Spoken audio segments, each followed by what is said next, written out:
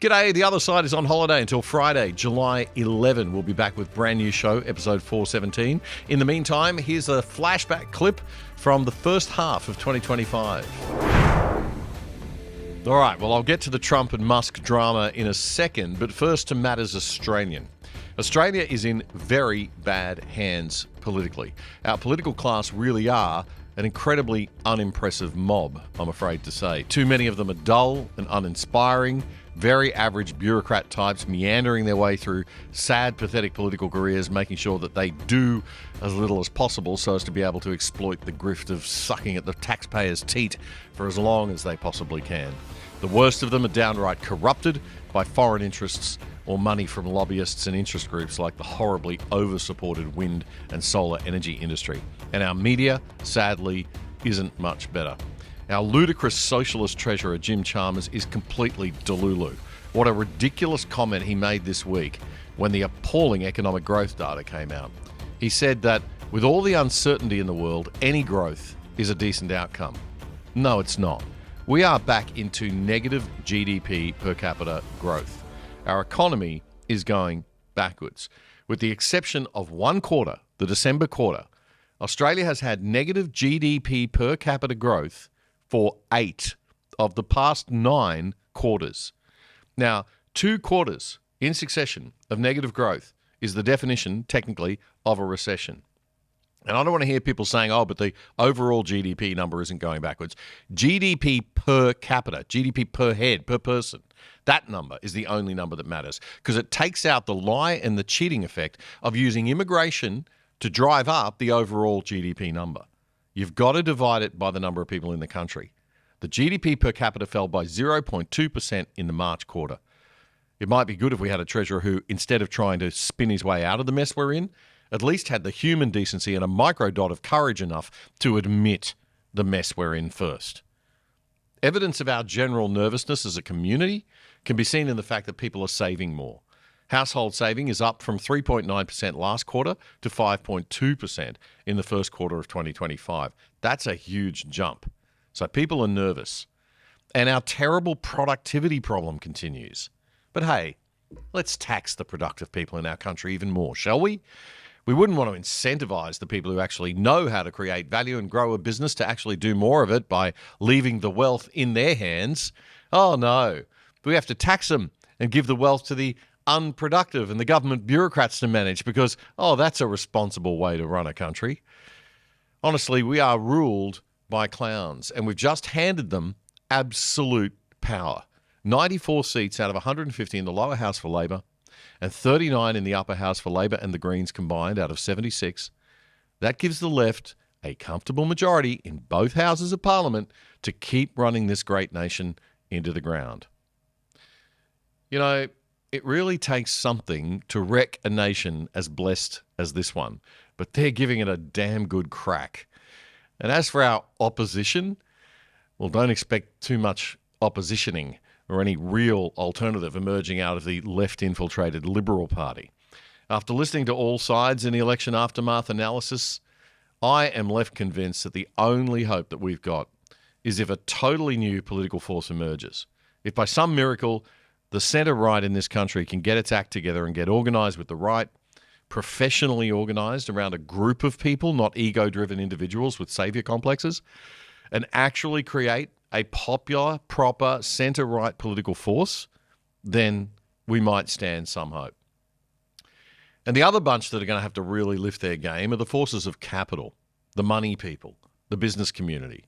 This cosy relationship that the business community has developed with the left in the past decade or two, the weird world of corporate social responsibility and ESG and DEI and the Frankenstein horror that we get of corporations pretending to care about all our social issues. All this started after the Occupy Wall Street protest scared the crap out of the corporate world in America, and big global PR firms saw a way to make a quick buck out of it by helping big business pretend that it cares for all things woke.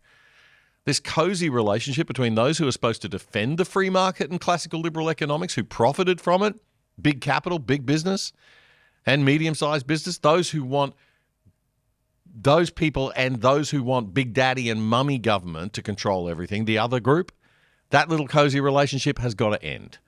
Big business needs to rediscover its testicular fortitude and stop equally funding both sides of politics and hedging its bets, because it's funding its own long-term demise for short-term gain. There is absolutely nothing sustainable about that, kids. Big capital needs to get behind a new centre-right, pro-business, pro-small government, pro-freedom, pro-achievement and merit political party and stop its pussyfooting around with the left. The left are never going to like you, and they will eventually regulate you out of existence. So the private sector money and thinking in this country needs to find its way back into supporting private sector politics and people, or there will be no private sector left soon. No investors will remain if they're all taxed to death. No talent will remain if there's no rewards for effort. And no good people in non-left-wing cultural pursuits, like this show, for example, will bother if we aren't supported by capital. If corporate advertisers remain too gutless to spend on Sky News and conservative radio and new media like this, if businesses continue to sponsor crap woke causes, then you'll get the cultural environment that makes it impossible for anything non-left-wing to emerge. And we're not too far off that point already, I don't reckon. Certainly the Liberal Party has given up on being non-left-wing or bothering to try to shift the culture. Hopefully the gaping hole that they leave in our political landscape will be filled soon by somebody with a brain and somebody with basic courage, decency and morality. All right, to the spat between Trump and Musk now. It had been brewing for a while, but it really blew up overnight Friday morning Australian time. It all started earlier in the week when Musk took a pretty hard swing at Trump's latest economic plan, nicknamed the Big Beautiful Bill. Musk didn't hold back, calling it, quote, a disgusting abomination. So before we explain the spat, what exactly is the Big Beautiful Bill? Well, it is the main piece of legislation, the main law of Trump's first year. It's a bill that he wants passed in Congress, America's Parliament, that covers several major policy initiatives, including an expansion of tax cuts, big spending cuts, border security, and the regulation of AI. So why does Musk dislike it so much? Well, cynics say it's because it cuts government subsidies to electric vehicles.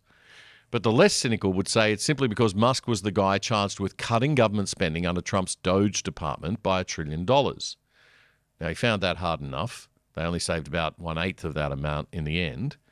But now, according to the Congressional Budget Office, this big, beautiful bill, Trump's new laws, are projected to increase the federal budget deficit by approximately $3.8 trillion over the next decade. A trillion is a million, by the way. $3.8 trillion over the next decade. So that's not good. And Musk also says the bill is full of unnecessary spending initiatives that just amount to pork barreling. That means a lot of goodies just being handed out in local areas for political interests and to favours to Republican Congress people so that they can get people in their own area on side. They don't align with the general principle, as far as Musk is concerned, of efficient governance.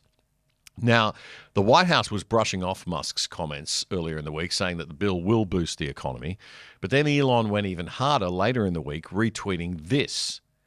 Interest payments already consume 25% of all government revenue. That's the interest payments on the debt.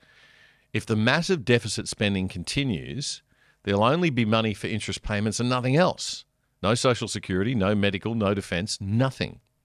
So Elon was retweeting a post from a Wall Street Maverick site, which pointed out that the US budget deficit is going to be over $2 trillion per year going forward.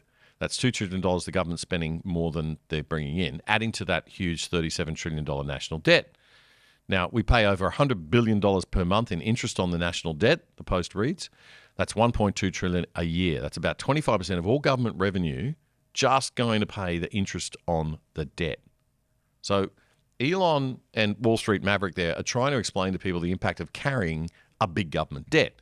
And we've got a similar problem here in Australia with almost $1.5 trillion in gross debt across our state and federal governments. So work it out, right? If interest rates average around 5%, the governments will be paying $75 billion a year in interest. And if we wanted to pay down the principal over 10 years, that'd be $225 billion a year to pay it down over 10 years. So if you add those two numbers together, that's about $300 billion. And that's about a third of all government revenue, federal, state, and local, that we get every year, right? Going to pay an interest bill on the debt of government. A disgusting waste. So put simply, government is way too big. We need to support the private sector and shrink the size of our bloated governments fast to get ourselves out of trouble. But with a Labor green machine running the show and an opposition full of career politicians who also love the idea of big government, we aren't going to be seeing any cuts in government spending anytime soon in Australia. All right, getting back to America.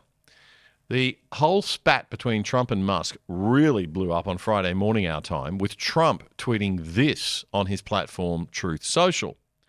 He said, Elon was wearing thin. I asked him to leave. I took away his electric vehicle mandate that forced everyone to buy electric cars that nobody else wanted, that he knew for months I was going to do, and he just went crazy. Elon then responded by saying, such an obvious lie, so sad. And then later tweeted this, whatever, keep the EV solar incentive cuts in the bill, even though no oil and gas subsidies are touched. Very unfair. But ditch the mountain of disgusting pork in this bill. In the entire history of civilization, there's never been legislation that is both big and beautiful. Everyone knows this. Either you get a big and ugly bill or a slim and beautiful bill. Slim and beautiful is the way. All right, now, at this point, I'm still agreeing with Elon technically, but then he went a step too far and hit way below the belt. Time to drop the really big bomb.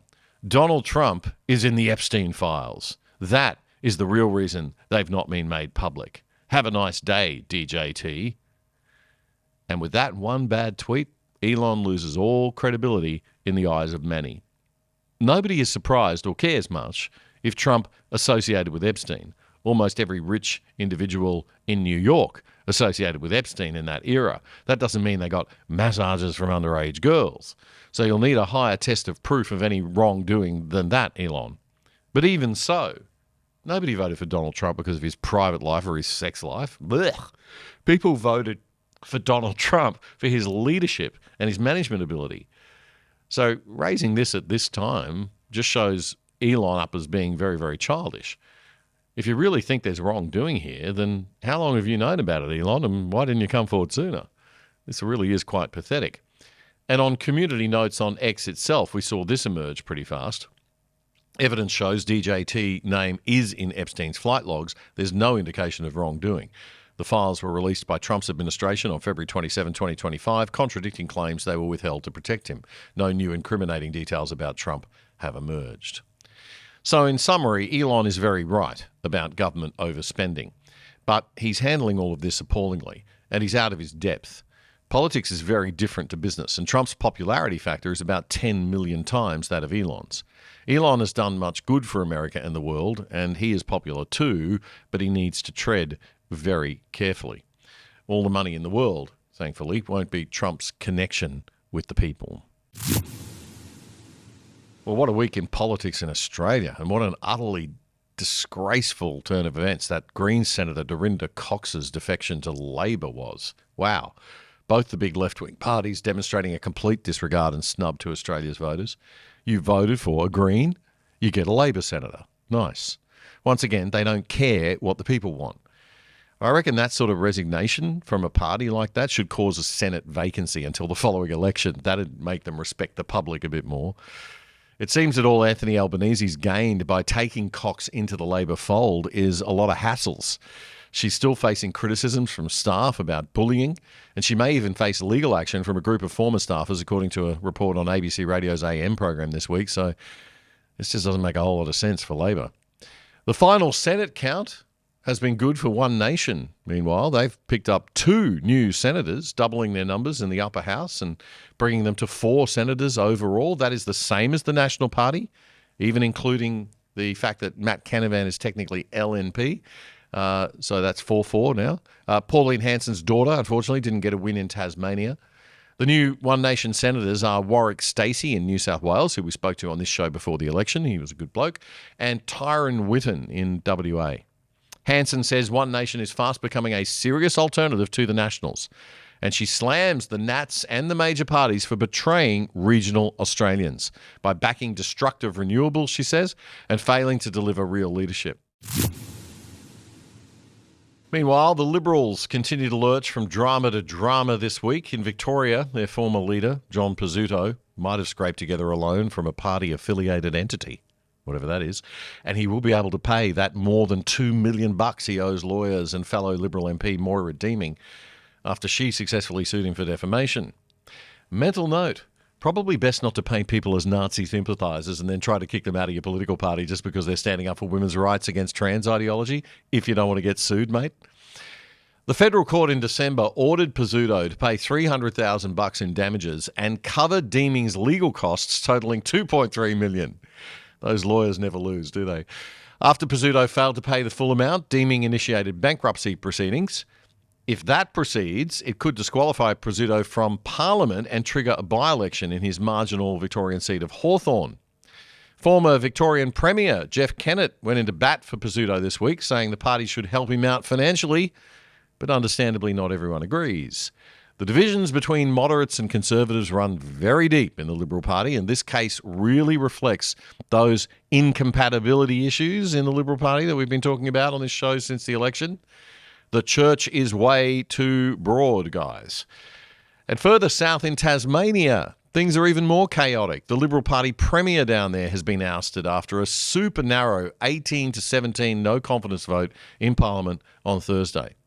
The motion was initiated by the Labor leader, Dean Winter, against Premier Jeremy Rockcliffe. It was driven by concerns over escalating state debt, delays in infrastructure projects, and a contentious AFL stadium project. Rockcliffe has announced plans to seek an early election now, potentially the state's fourth election in 7 years, if the governor approves. We really deserve better governance right across Australia. I just don't know how we're going to get it. Our system is not bringing us the best and brightest, that is for sure.